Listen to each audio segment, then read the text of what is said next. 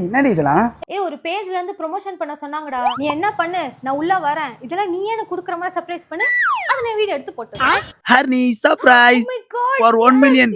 நீ என் உலக அழகியே, உன்னை போல் ஒருத்தி இல்லையே, எதுவும் இன்னும் மறக்கவில்லையே.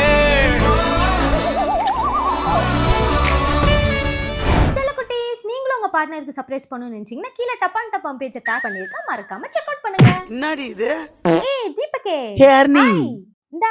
ஹே ஹர்னி சூப்பர் ரி. எப்படியோ உன் தங்கச்சி கல்யாணத்தை சரியா நடத்திட்ட. மஜாதான். இந்த போட்டோகிராஃபி, டெக்கரு, மேக்கப், ட்ரெஸ் எல்லாம் சொல்லிட்டியா? இப்பயே பார்க்க ஆரம்பிச்சிரு. செம்ம ரேட்டா போகுது. என்னது ரேட்டா?